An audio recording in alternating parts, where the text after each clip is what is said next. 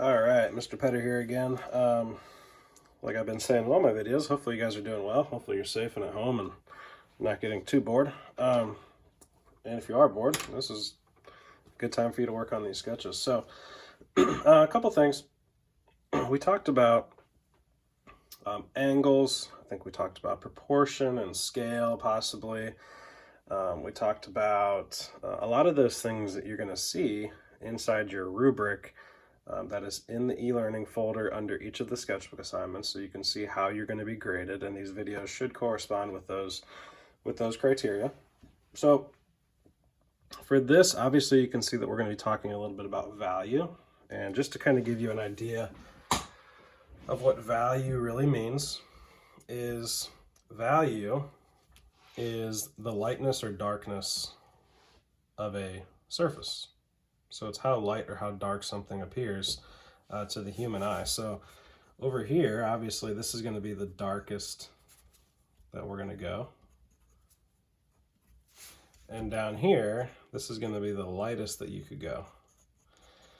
Now, darkest and lightest, what that means is, I know you know what dark and light means, but what that means is, it's how dark can I make this School Smart number 2 pencil, how dark can I apply this on my paper? Now, the next thing is, how lightly can I do that? All right, so a couple tricks. And sorry, I got paint all over my hands. I've been painting my garage. But a couple old school tricks, and I kind of learned this actually in college. I had a really cool professor that taught us all these different drawing techniques. But this is an old trick that I learned a long time ago that really started to help me out. And sometimes it matters, it actually matters where you hold the pencil. Okay, so I'll even put a couple marks. If I want to make a really dark value, I'm going to grip down here. If I want to make a medium value, I'm going to grip down here. And if I want to make a super light value, I'm going to grip up here. Okay, pretty cool. So this is just a little trick, and you don't have to mark up your pencils or anything like that. So if I want to press down super hard and I want to get these 9 and 10 values, I'm going to hold it all the way down here. If I want to get, wow, look at that. Perfect placement. If I want to get a super dark value, I'm going to hold it down here. If I want to get a medium value, I'm going to hold my pencil somewhere in here. If I want to get a super light value, I'm going to hold it down here. Now, here's why. When you push down on the paper, the harder you push, the darker it's going to show up. So if I hold it closer to the lead, then I can put more weight on my pencil so I can push down harder than I could if I'm up here, because it's hard to push down because my fingers just aren't strong enough to actually force the pencil into the paper from all the way back here. Okay, so if I'm all the way close to the lead, push down as hard as I can. If I want a medium value, then, by the way, you don't have to like hold it at like a weird, just grab the pencil comfortably. I know some people hold their, like when they shade, they hold it differently. I usually hold it similar to how I write. Okay, just with my first three fingers, first 2 fingers of my thumb, whatever. So if I'm doing a medium value, I'm going to push down from the middle of my pencil. And if I want a light value, I'm going to hold it somewhere back here.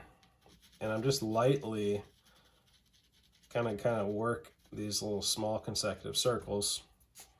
One of my favorite terms, SCC, small consecutive circles.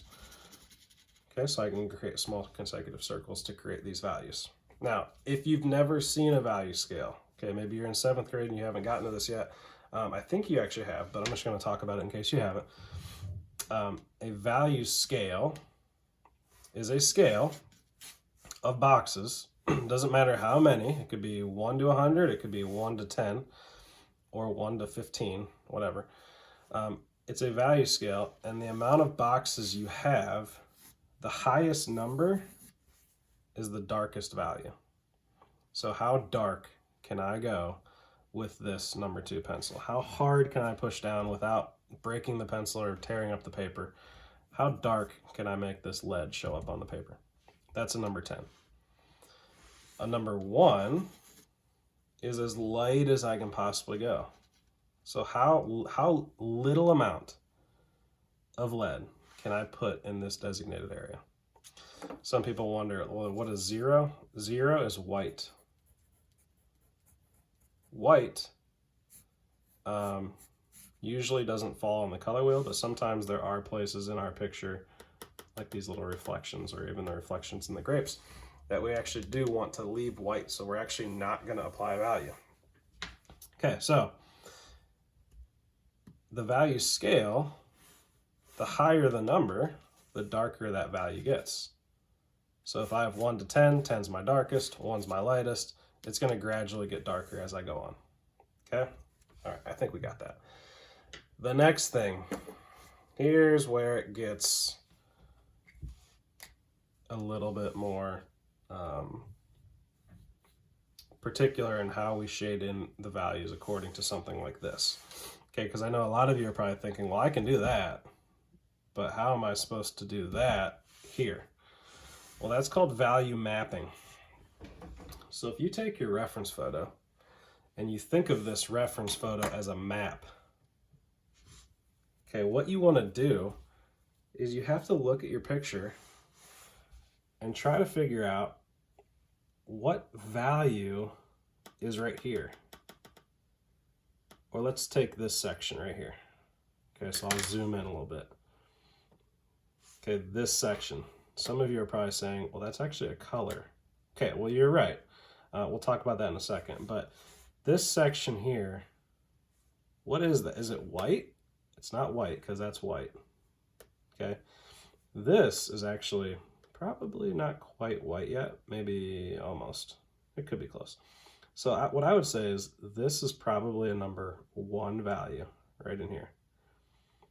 This is probably a 2 or 3 value. So sometimes it's nice to have this value scale here, because what I can do is when I go to shade in a certain area, if I know that this should be like a 2 or a 3 according to here, I can take this value and I can start, okay, if it's a 2 or 3, you notice I kind of automatically held it back here. So I can actually start shading in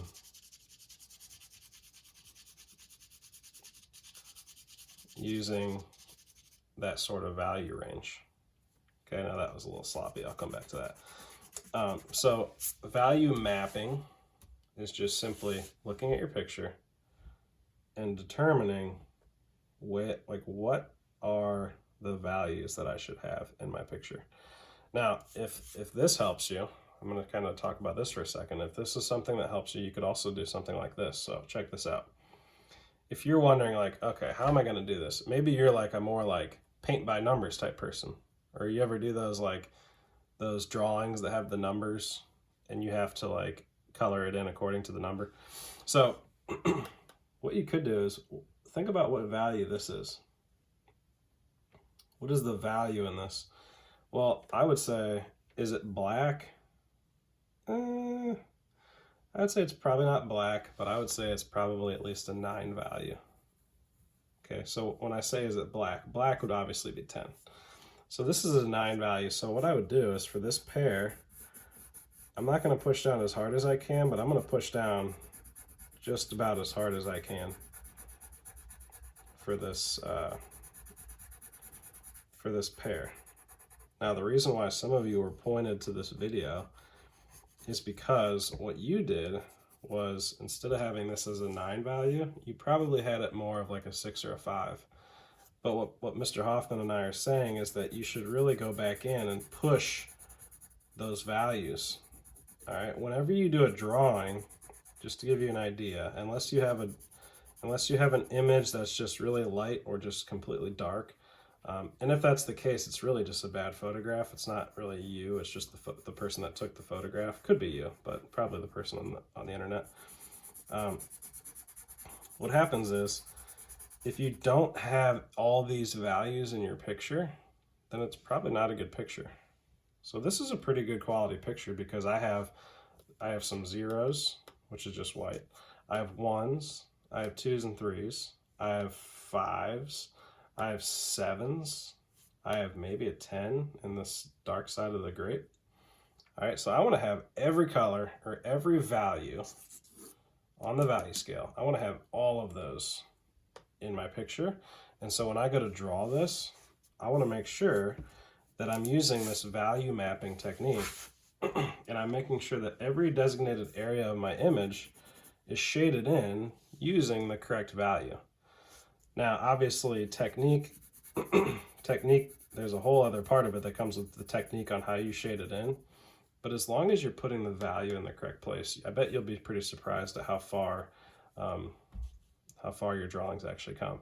Now, the last thing I want to talk about is how do you take a colored image? Now, some of you just do this naturally, and that's great. How do you take an image that's in color and make it pencil? Okay, so here's my best advice. If I'm taking this pear, okay, what color is the pear? The pear is like it's like a light green, a little bit of yellow, okay? So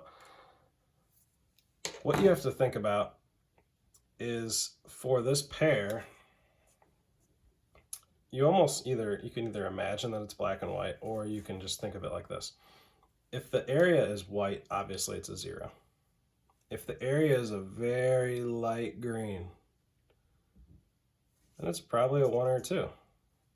If it's a really dark green, then it's going to be down in this area. Okay? And you want to just look at each object separately so that you can get an idea. So for this grape right here, okay, there's really no like 10 values in this grape. Okay? But you can see that if it's red, you're going to have different, they're called tints and shades. So we got tint and we have a shade. A shade is exactly what it sounds like, shadows. And a tint is lighter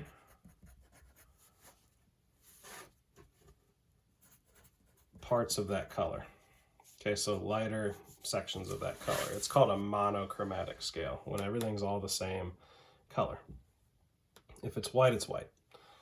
If it's pink, okay, pink is really just a tint of red.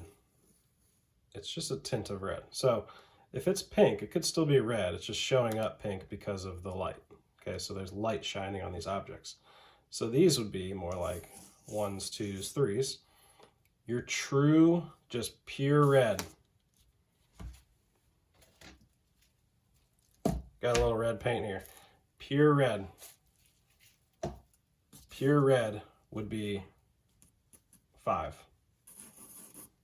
As the red gets darker, it's going to get 7, 8, 9, 10. This is a 10 in red. This is a 7 or a 6 in red.